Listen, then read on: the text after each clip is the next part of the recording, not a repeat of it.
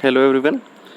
Today we are going to study very important method of measuring very large distances, that is distances between the celestial bodies or the distances of the celestial bodies from the earth.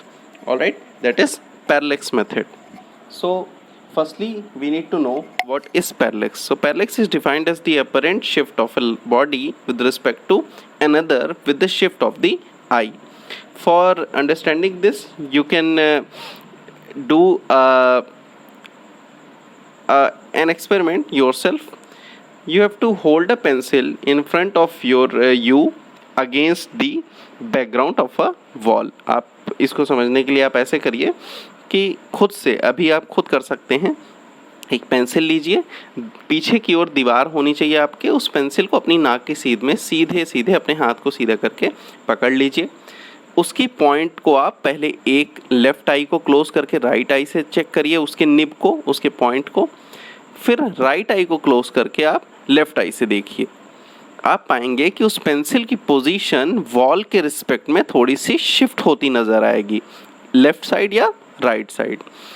तो ये जो shifting हुई पीछे वाली wall के comparison में, पीछे वाली वॉल के रेफरेंस में पेंसिल की निब की, क्योंकि आपने आँख की पोजीशन चेंज की, पहले लेफ़्ट वाली से देखा फिर राइट वाली से, इसी को कहते हैं पैरेलैक्स। तो अब हम इसकी डेफिनेशन फिर से देखते हैं। Parallax is defined as the apparent shift of a body with respect to another with the shift of the eye. तो इसके बारे में हम एक रफ आइडिया ऐसा समझ लेते हैं। मान लीजिए ये हमारी आँख है, ठीक है, और यहाँ से हम देख रहे थे, ये मान लीजिए पेंसिल की निब थी, है ना, मान लीजिए पेंसिल की निब थी, ये हमारी वॉल थी। जब हमने इस आँख को क्लोज करके और ऐसे इस पेंसिल को देखा तो ये हमको थोड़ा यहाँ नज़र आई, मान लीजिए हमें ये ऐसे नज़र आई थी, ठीक है। और जब हमने इधर वाली आँख को क्लोज किया था तब हमें ये पेंसिल हल्की सी इधर नज़र आई थी, पर एक्चुअल पोजीशन उसकी ये थी। तो ये जो शिफ्टिंग हो रही है इधर और इधर इमेज की, दिस इज पैरेलैक्स। ये हम, और किसके रिस्पेक्ट में, वॉल के रिस्पेक्ट में, ये पैरेलैक्स है। इसी मेथड को, इस एरर को, या फिर कह लें इस फिनोमेना को हम इस्तेमाल करके ऑब्जेक्ट की जो फार ऑब्जेक्ट हैं, जैसे मून है, मून की डिस्टेंस अर्थ से हम निकाल सकते हैं। तो कैसे निकाल सकते हैं उसको अब हम देखते हैं। Determination of distance of moon from earth. Determination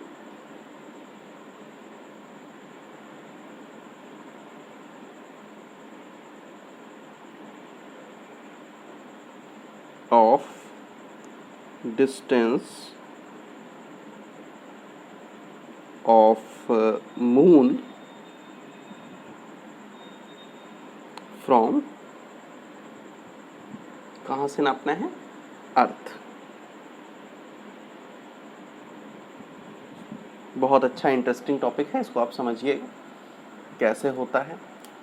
इसके लिए मैं एक फिगर ड्रॉ करूँगा। देखिए, मान लीजिए, चूँकि देखिए मून अर्थ के कंपैरिजन में छोटा है, और कह दें कि डिस्टेंस दूर तो है पर इतना भी नहीं, जैसे स्टार्स होते हैं इतना डिस्टेंस नहीं। ये मान लीजिए हमारी अर्थ है, अर्थ, ये इसका सेंटर है, अर्थ का, सी से रिप्रेजेंट कर दिया। ये पोजीशन हमारे मून की मान लीजिए हो गई, मून। नाउ हमें क्या करना है कि मून को, जैसे हमने आँखों से पेंसिल को दो अलग अलग आँखों से यहाँ देखा था, तो ये आइज़ थी अपने पिछले वाले उसमें एक्सपेरिमेंट में। आइज़ के बीच की दूरी यहाँ पे मान लीजिए स्मॉल b है, आइज़, आँखों के बीच की दूरी b है। आँखों पे बनने वाला जो एंगल है ये थीटा है, थीटा। तो angle is equal to arc upon radius है। मान लीजिए ये डिस्टेंस x है, लगभग ये बराबर ही होगी। तो angle is equal to arc upon radius है, theta is equal to b by X होना चाहिए। तो यहाँ से हम x is equal to b by theta अपने ऊपर वाले केस में निकाल सकते हैं, आँख वाले केस में। इसी मेथड को हम यहाँ यूज़ करेंगे। हम क्या करने वाले हैं, पहले तो ऊपर वाला फिगर अलग कर लीजिए, ये मून है। अब देखिए हमें दो अलग अलग पोजीशन से मून को देखना है। तो अभी हमारा, मान लीजिए हम इंडिया में थे, हमारी अभी पोजीशन यहाँ पे, ठीक है, यहाँ पे है। तो इस ए पोजीशन से हमने मून को देखा, हमने ए पोजीशन से मून को देखा। इसको थोड़ा डार्क कर लेते हैं, ये पोजीशन देखा और हमने इस एंगल को नापना चाहा कि ये मून हमारी आंखों पे कितना एंगल ड्रॉ कर रहा है। तो नापने के लिए हमने वर्टिकल लाइन एक खींच दी। तो वर्टिकल से ये जो एंगल ड्रॉ हुआ इसको मैंने कहा इट इज θ1। फिर हमने 12 घंटे वेट किया। कितना घंटे? 12 घंटे वेट किया और अपनी पोजीशन, ये अर्थ अपनी जगह पे एक्सिस पे रोटेट किया। अब हम आ गए यहाँ पे बी पॉइंट पे। फिर हमने मून को देखा, फिर ये जो एंगल ड्रॉप हुआ, now this time it is if I से θ2। तो ये दो पोजीशंस हमने अपनी बदली कितनी देर में? 12 घंटे में। और मून के ये वाला जो एंगल होगा it will be sum of, मान लीजिए थीटा, ये कितना होगा? θ1 प्लस θ2 के बराबर होगा। तो ये टोटल एंगल हो गया θ1 प्लस θ2। तो अब अगर मान लीजिए, क्योंकि देखिए ये डिस्टेंस बहुत ज़्यादा है, ये डिस्टेंस बहुत ज़्यादा है, तो जितनी डिस्टेंस मान लीजिए मून को m से रिप्रेजेंट किया, m से b की होगी, उतनी ही डिस्टेंस m से c की भी लगभग होगी, उतनी ही डिस्टेंस m से a की भी लगभग होगी। So according to this relation, ये जो हमने पहले देखा है, ये angle theta will be equals to arc. ये आर्क कितना है? आर्क कितना है? डायमीटर ऑफ द अर्थ कितना है? AB अपॉन रेडियस कितना है? ये जो डिस्टेंस, मान लीजिए इस डिस्टेंस को मैंने कह दिया M2C। चूँकि MC जो है वो लगभग MA के बराबर है और वही लगभग MB के बराबर है। तो theta is equals to AB upon MC। So MC can be written as AB upon theta. MC can be written as AB upon theta. अगर हमें AB की वैल्यू यानी डायमीटर ऑफ द अर्थ पता है, ये तो हमको पता ही है ना। और दूसरा, अगर हम किसी तरह ये एंगल निकाल लें तो हम इजीली MC की वैल्यू यानी average distance of the moon from the earth, centre of the earth, हम आसानी से निकाल सकते हैं। तो ये हो गया determination of the distance of moon from the earth. अब इसी पैरेलैक्स मेथड का यूज़ करके हम लार्ज डिस्टेंस भी निकाल सकते हैं, मतलब स्टार्स की डिस्टेंस अर्थ से निकाल सकते हैं। वो हम देखेंगे कैसे। यहाँ हमने क्या किया? 12 घंटे वेट किया था अपनी पोजीशन शिफ्ट करने के लिए, डायमेट्रिकली अपोजिट पोजीशन पे पहुँचने के लिए। अब चलिए दूसरा देखते हैं कैसे हम स्टार्स की डिस्टेंस निकाल सकते हैं अर्थ से।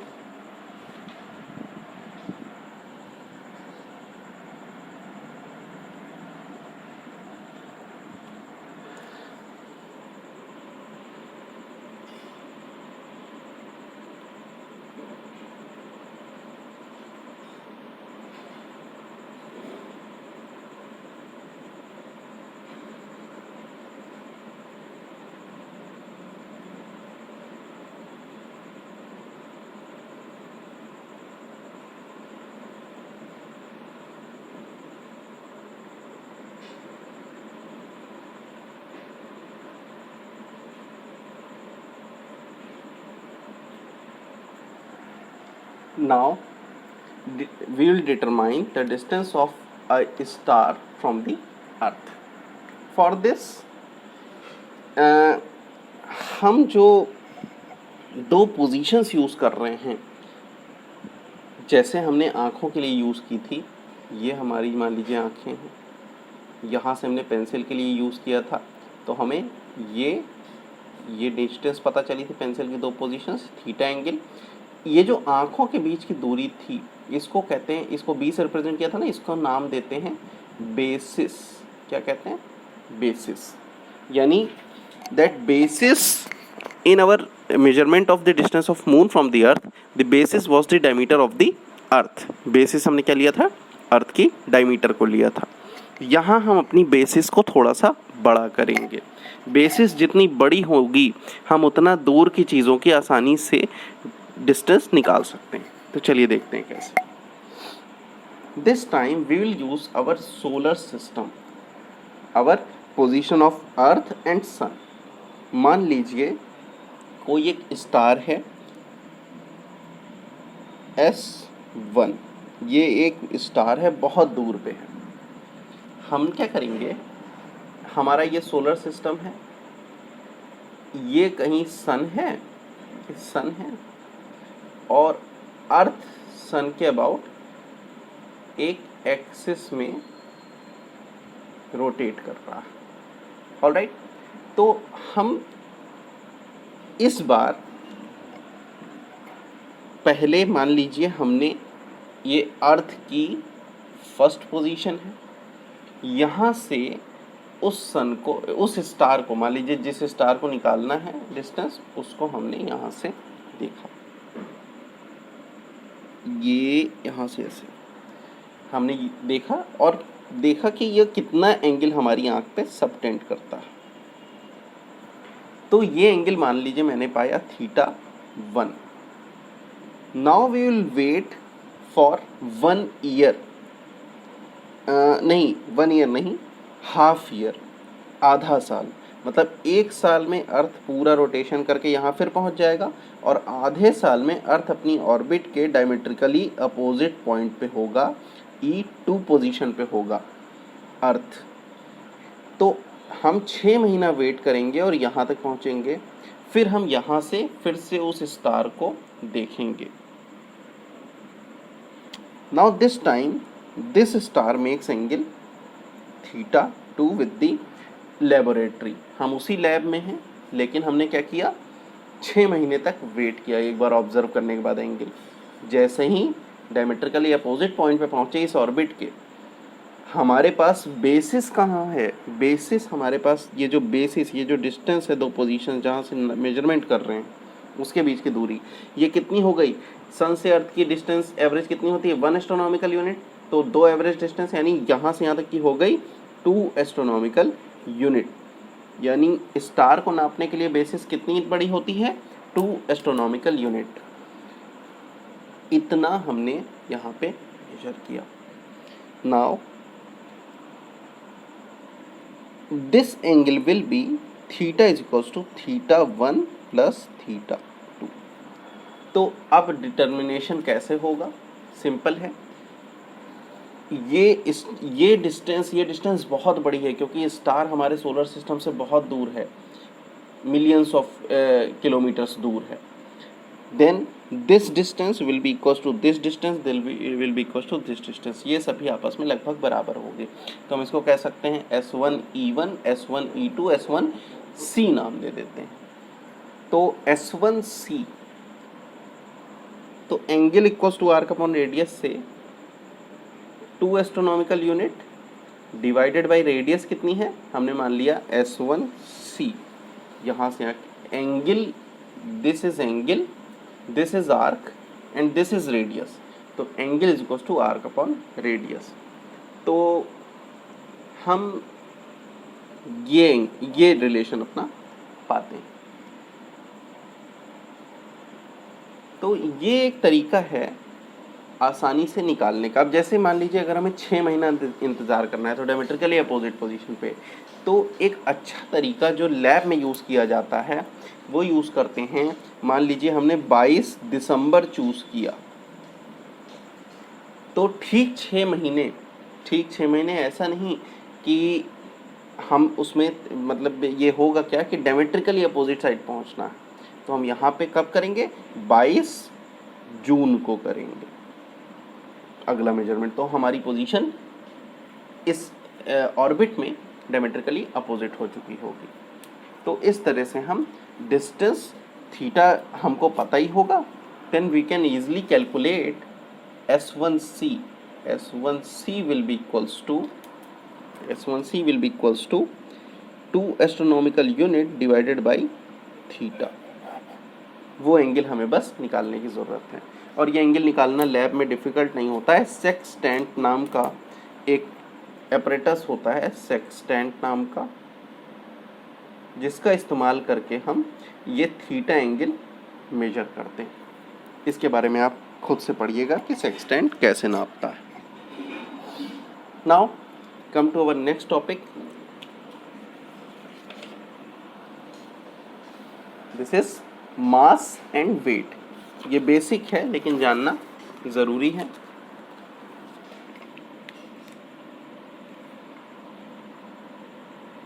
सबसे पहले तो as we know mass is the content of the content of any body, ठीक है ना। We can say mass of a body is defined as the quantity of matter contained in a body. But what about weight? Weight of a body is the force with which the body is attracted towards the center of the earth. यही तो हमने 9th class में पढ़ा था। तो मास और wait के लिए एक बेसिक्स हम कुछ थोड़ा सा लिख लेते हैं। मास, quantity of matter contained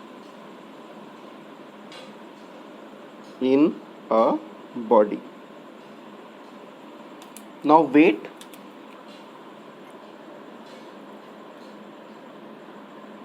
सभी जानते हैं, force with which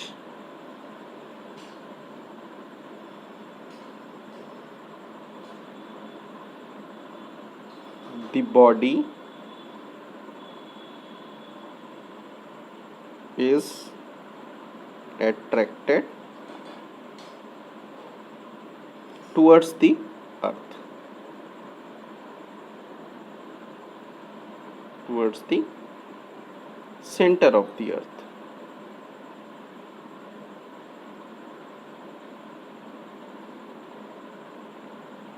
ठीक है, यही हमने पढ़ा है अपनी बेसिक क्लासेस में। चलिए, तो ये बेसिक है। मेनली मैं हमारा फोकस जो है वो इनर्शियल और ग्रेविटेशनल मास की तरफ है कि इनर्शियल मास क्या होता है और ग्रेविटेशनल मास क्या होता है। So what is inertial mass? See, we can say if an applied force F produces an acceleration A in the block. मान लीजिए हमने एक ब्लॉक लिया, इस ब्लॉक का मान लीजिए ये अर्थ की तरफ अट्रैक्ट हो रही है F फोर्स से, और इस फोर्स के कारण इस मास में एक्सेलरेशन है A। तो F बाई A जो होगा, F by A is defined as inertial mass. यानी इनर्शियल मास कैसे हुआ कि अब इसको आप ऐसे समझ सकते हैं कि ब्लॉक अगर रेस्ट पे था, ब्लॉक रेस्ट पे था, हमने उसको मूव कराना चाहा, हमने एक फोर्स F लगाया, तब जाके ये इसमें एक्सेलरेशन A आया। तो इसका मतलब है A एक्सेलरेशन लाने के लिए F फोर्स लगाना पड़ता है। तो यानी फोर्स की फॉर्म में जब हम रिप्रेजेंट कर रहे हैं तो वहाँ इनर्शियल मास होता है। क्यों? क्योंकि ब्लॉक अपने इनर्शिया के कारण तब तक रुका रहेगा जब तक F फोर्स न लग जाए। ठीक है, so we can say the mass of a body determined in this way is a measure of the inertia of the body and is called the inertial mass of the body.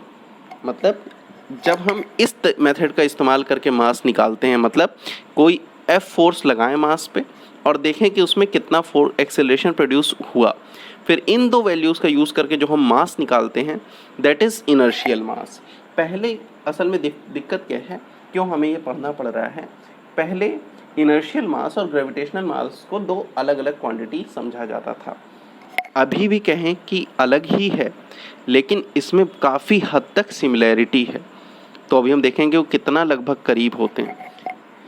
इसका मतलब inertial मास निकालने के लिए क्या करना है, किसी body पे F फोर्स लगाना है, फिर देखना उसमें एक्सेलरेशन कितना हुआ, और दोनों को डिवाइड करके जो वैल्यू आएगी दैट इज़ इनर्शियल मास।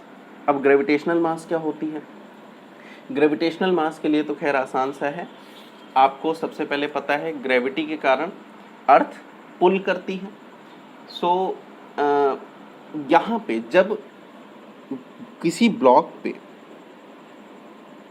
कोई, मान लीजिए इसका वेट जो है इस टाइम में इस पर्टिकुलर टाइम में इनर्शिया का क्या कोई रोल है क्या? ये अपनी जगह पे प्लेस्ड है, फिर भी mg वेट से ये नीचे की ओर खींच रहा है, यानी नीचे की ओर इस पे एक फोर्स लग रहा है। So we can say the gravitational mass is the mass of a body which determines the gravitational pull due to the earth acting upon it. mg एक ग्रेविटेशनल पुल है। सबसे पहले हम ये निकालें कि अर्थ इसको कितना खींच रही है। ये खींच क्यों रही है? इसके मास के कारण। देखिए क्यों मास के कारण खींचती है? भारी जो जिसके पास मास ज़्यादा होगा वो अर्थ की तरफ ज़्यादा अट्रैक्ट होगी, और जिसके पास मास कम होगा वो अर्थ की तरफ कम अट्रैक्ट होगी। तो ये जो मास डिसाइड कर रहा है कि अर्थ की तरफ कोई बॉडी कितना खींचेगी, ये मास कहलाता है ग्रेविटेशनल मास। ग्रेविटेशनल मास को इनर्शियल मास से अलग पहले क्यों समझा जाता था? क्योंकि ये इनर्शिया के कारण जनरेट नहीं है, ये अर्थ के ग्रेविटेशनल पुल के कारण लगने वाला जो फोर्स है नीचे की ओर, उससे जनरेटेड जो मास है उसके कारण। क्यों? क्योंकि अलग अलग बॉडी, जो ज़्यादा मास की बॉडी है उसका ज़्यादा मास हो, जो वो ज़्यादा खींचेगी, जो कम मास की बॉडी है वो कम खींचेगी। तो ये ग्रेविटेशनल मास होता है। सो हम कह सकते हैं, हम फिर से इस चीज़ को रिपीट करते हैं, the weight of an object is proportional to its mass, ये हमको पता है। The inertia of the block plays no part in the measurement of gravitational mass. Gravitational mass is the mass of a body which determines the gravitational pull. The gravitational mass is the mass of a body which determines its gravitational pull.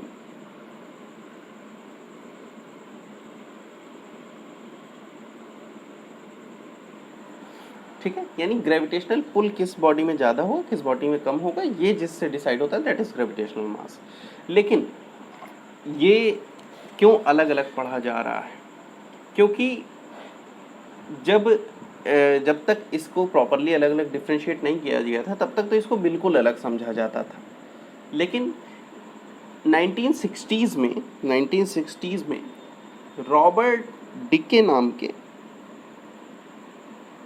Robert dickey एक वैज्ञानिक आए जिन्होंने proof किया 10 to the power 11 का 3 parts of 10 to the power 11 तक की accuracy में ये दोनों सेम होते हैं। मतलब इसका मतलब जान रहे हैं कि ये पूरी तरह से सेम नहीं है, माइनर वेरिएशन आता है बहुत ग्रेविटेशनल मास का इनर्शियल मास से, दोनों में थोड़ा अंतर आता है।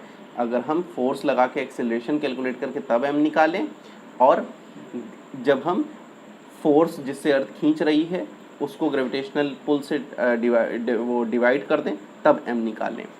ठीक है, तो इन दोनों में ही कितना अंतर आता है? 3 parts of 10 to the power 11 part का इतना अंतर आता है।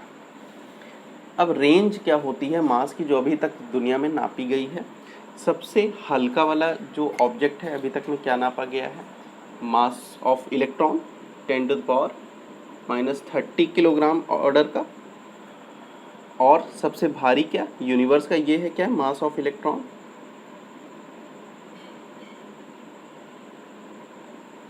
यूनिवर्स का मास, पूरे यूनिवर्स का mass, this is of the order of 10^55 kilogram. तो सोच लीजिए कितना बड़ा रेंज है, 10^-30 किलोग्राम से लेके 10^55 किलोग्राम तक की रेंज का वेरिएशन मास में होता है। Alright, so this was all about some important topics which is which is discuss till now. अब हम आगे जो पढ़ेंगे that will be significant figures, and next we will come to dimensional analysis. So in our next class we will start significant figures. All right, thank you.